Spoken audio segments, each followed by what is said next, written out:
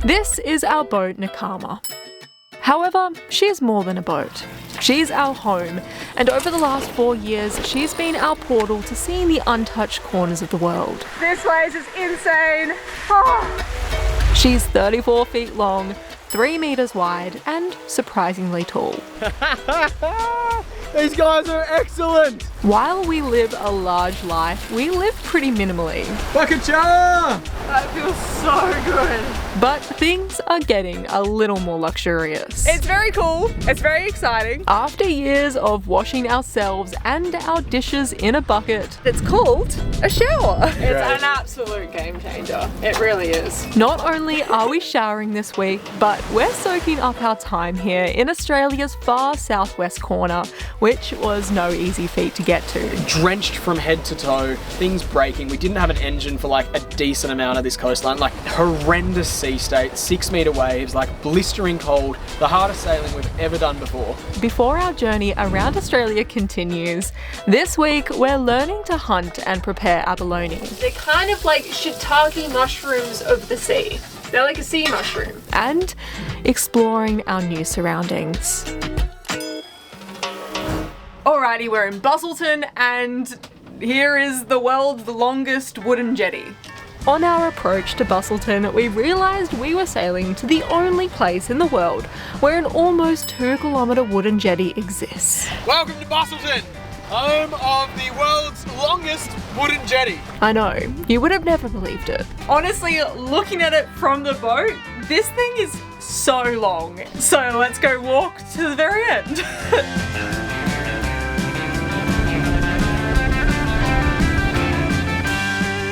Well, this is the beginning. We've got our admission tickets. We didn't realise we had to pay to do it. Yeah, lucky Soph has a wallet on her phone or something crazy and technological. So we've said that it's the world's longest wooden jetty, but how long is the world's longest wooden jetty? Well, it's almost 2 kilometres long, so that's about 6,000 feet, I believe, which is pretty insane. It also has a solar powered train, which is pretty different to normal jetties, and the train looks to be on its way at the moment. So we'll have a little squiz at that.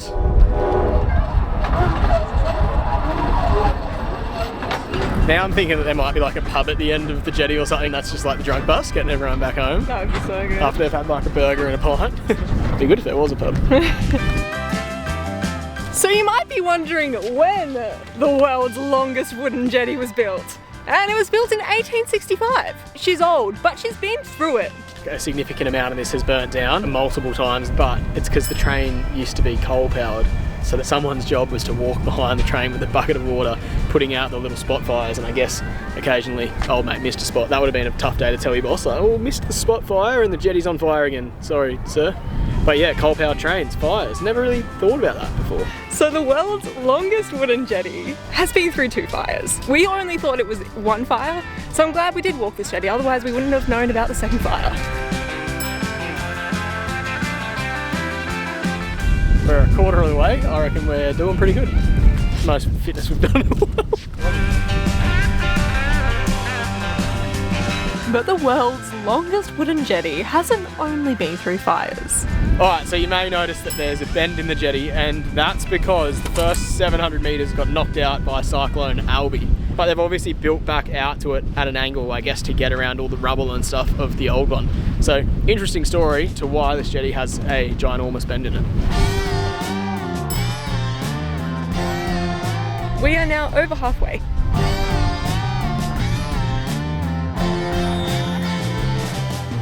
So you might be wondering, like, how on earth did it get so long, or why on earth would you build a jetty somewhere in a place that it needed to be so long? And apparently it's because it kept silting up a little bit more, so they would just add like another 100 or 200 metres on or whatever, and then a few years later, it's been here for 200 near, but then yeah, it'd silt up again, so they'd just add a few 100 metres on and just try and keep in that deep water, and eventually you end up with something that's nearly 2 k's long. This jetty began its life as a mere 160 metre long jetty in 1865. The second instalment came 10 years later, which added another 131 metres to it. Further extensions were made throughout the following 150 years, creating the 1.8 kilometres in length we are walking right now. We are 75% of the way down. We're getting there. Another fun fact about the jetty is that although it's almost 2 kilometers long out to sea, the flies they're still here. The flies are still here. They're so sticky in WA.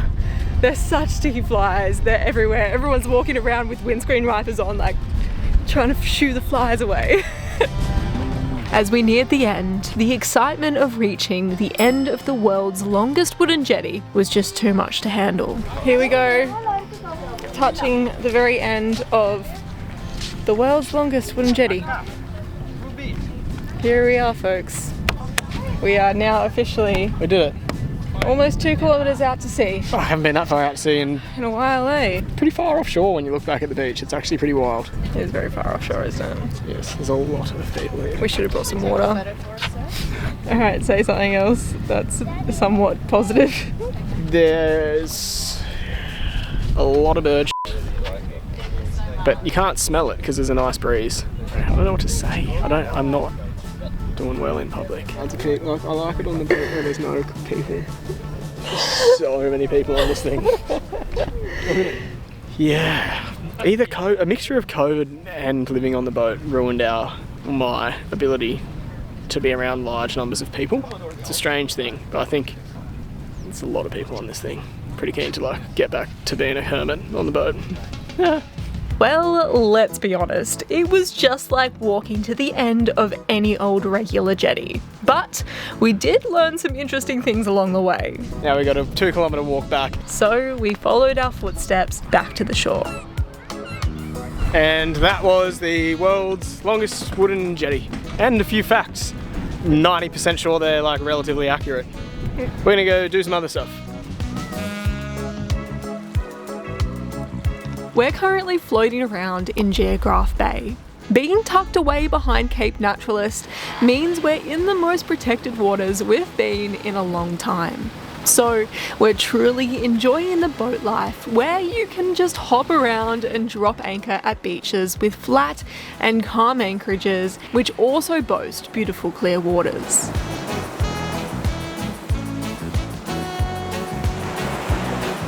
This is the downtime we need before we face the full brunt of the Indian Ocean once again.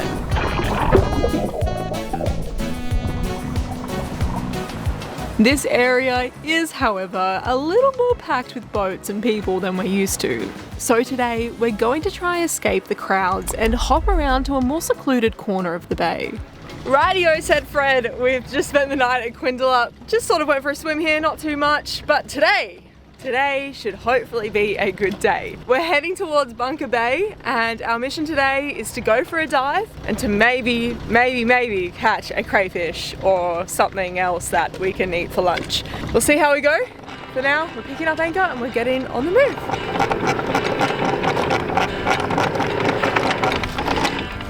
We are off bottom. It's really shallow here, so I need to kind of weave our way out of a really shallow patch. It's insane how shallow it is around here.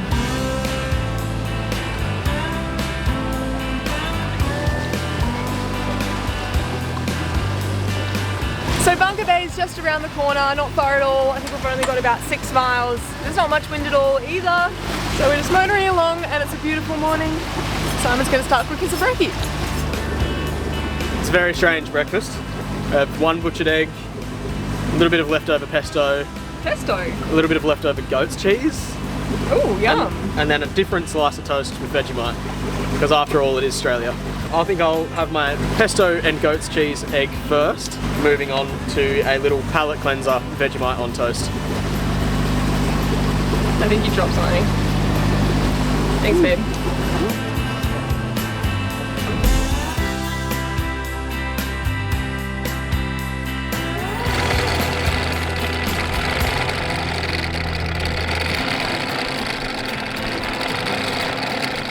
Bunker Bay.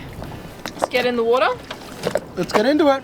Bit of a reef situation along this headland. See if we can find a crayfish, eh? Really, really hoping we can find a crayfish. We've spoke about it enough that there's a 98% chance that we're not going to get one. That's always how it works. But there's only one way to find out whether we're going to get one or not, and that's by getting in the water, so let's get in the water.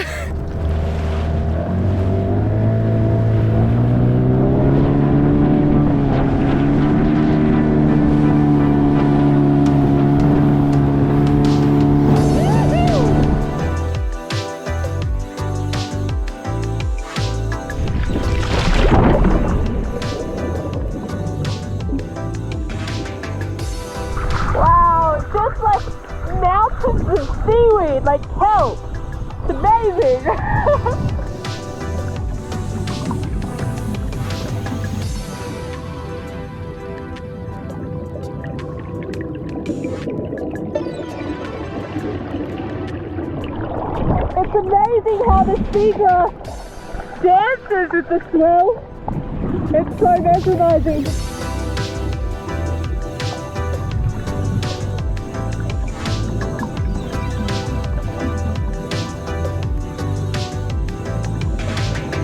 I don't think we're going to see a cray. Nah. There's literally not a single cray. There's not even any like fish that we can go after either.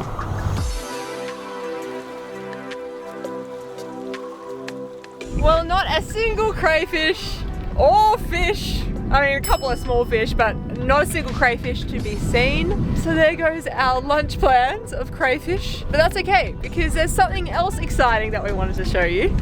And it's called a shower. We've gone without a shower for a really, really long time. Normally we shower with a bucket of salt water over the top of the head. However, as we've been dropping in latitudes, we've been less and less inclined to get a bucket of cold salt water and pour it over our heads. She's a little bit cold down south. So we investigated whether we'd be able to get a hot shower aboard, otherwise we would be absolutely stinky because we'd never want to shower. And we found a pretty cool hot shower, and yeah, it's pretty simple. It's like a little camping shower. It's very cool. It's very exciting, and I'm gonna go have one right now.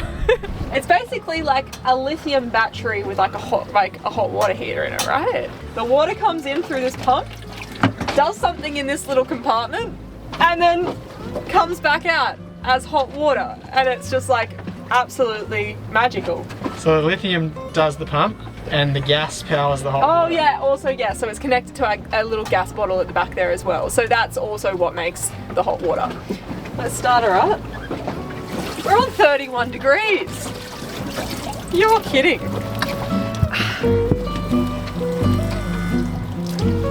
Pretty good, eh? It's pretty damn good. It's actually so good. And now you can almost guarantee that we're not going to be smelly. Or maybe a little bit smelly still, but like not as smelly. These are the small luxuries that are truly appreciated. And having only showered with cold salt water while aboard Nakama, Bucket shower! the appreciation for not only a freshwater shower, but a fresh and hot water shower is felt extra, extra strong. It's hard to explain the feeling. It's honestly... It's a game changer. It's an absolute game changer. It really is. Oh, it's amazing.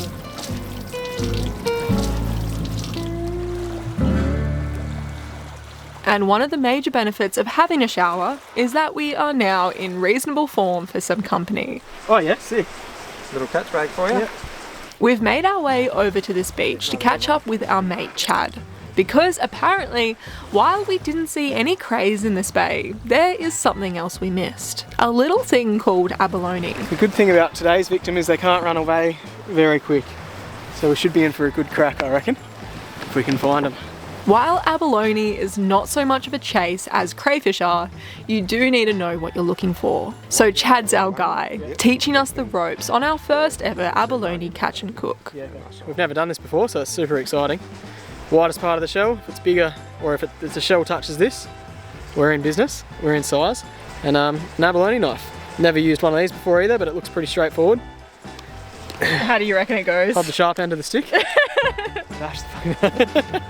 No, awesome, keen to get into it. Is that right, Chad? Pretty close. Hold the sharp end of the stick. Finding these mostly stagnant shellfish is more like a forage with a keen eye than a hunt. We're looking for a type of abalone called roe abalone, which inhabit shallow and bouldery waters and suck on tight in the cracks and crevices of the rocks. There's about 4 under there, but they're quite far back. Up on the roof? Yeah. Yeah, okay. You would most likely completely miss them if you weren't actively looking for them, especially nestled behind all of this dancing seaweed. Nice run. Beautiful spot, Chad. That's awesome. But once you know what you're looking for, they suddenly become obvious. Good job? Yeah. Nice. Having never seen an abalone before, I was quite surprised by what we found. So we've got us 3 so far. They're kind of like big shells with like little slug suckerfish on the bottom of them. I'm not sure if you can see that. They're definitely interesting. They're not too hard to get off. You sort of just have to slide this knife underneath their little like slug bit and like peel them away from the rocks and then just grab them. Let's go get some more. So the slug suckerfish that I was referring to is actually called its foot. That's the muscle it uses to slowly traverse the underwater rockscape and also stick onto the rocks. What we learn in collecting these is, if you can, try to get them off the rock on your first attempt, as if you fail to pluck them off, their defences quickly whip into action and they suck onto the rock surface even harder, and you realise how strong their foot really is. It becomes almost impossible to then slide the knife underneath them to get them off. While I think Slim's been getting the technique down, I don't think I've got my eye in for them just yet. But it's nice exploring these new waters, so different again to where we last went diving at the Abrolhos Islands.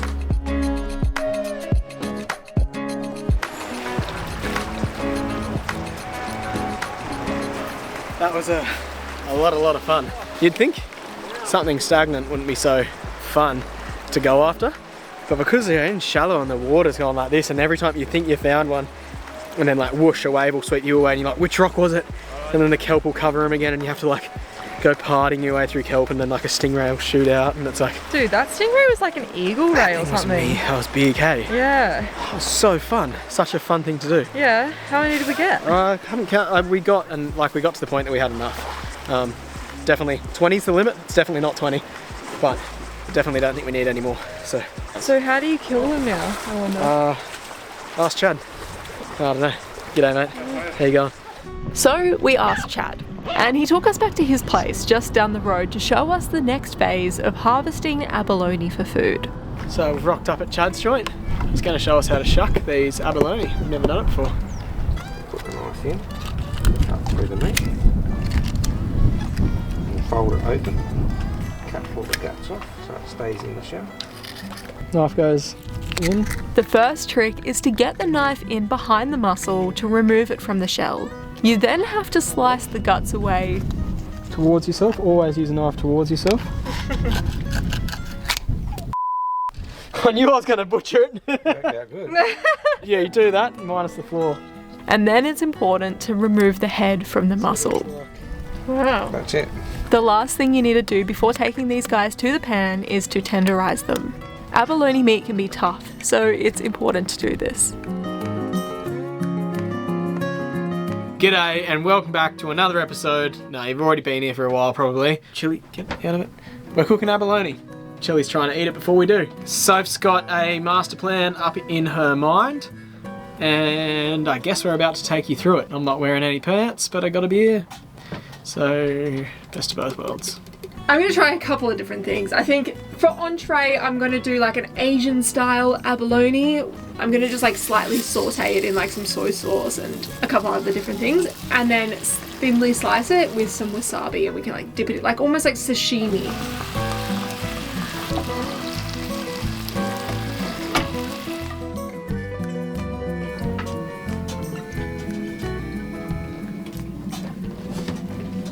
That tastes like something you would get in like a high-end Japanese sushi restaurant, is what I'd say. No, for my high-end Japanese sushi chef. Seriously, that's what it tastes like though. That's like, it's really good. Really? You should try it. Yeah, it's really good.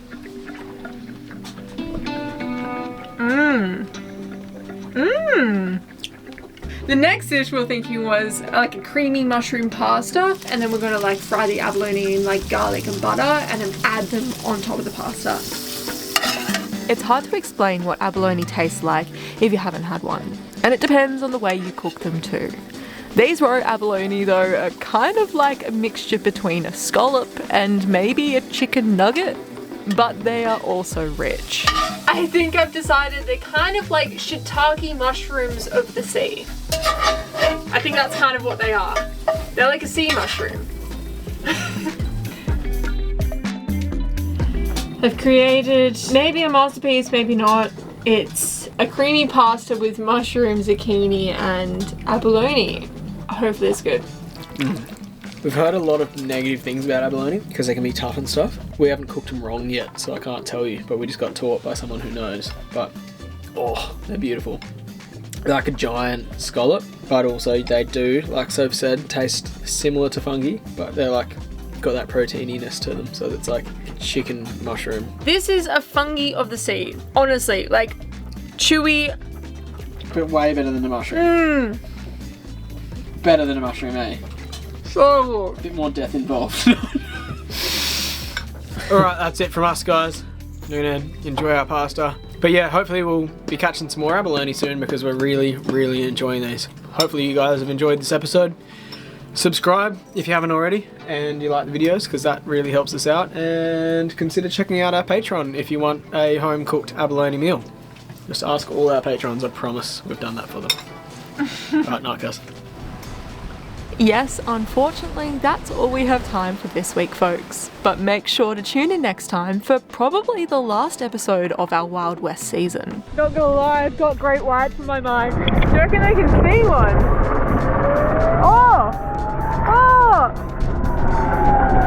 Oh my god! We turn the corner at Cape Naturalist and make our way down to the very southwest Cape, which is the last stop before we turn east and into the Southern Ocean. This is the last stretch of the Indian Ocean, beginning a whole new chapter of our story around Australia. It's blowing easterly almost every single day. Obviously we're heading east.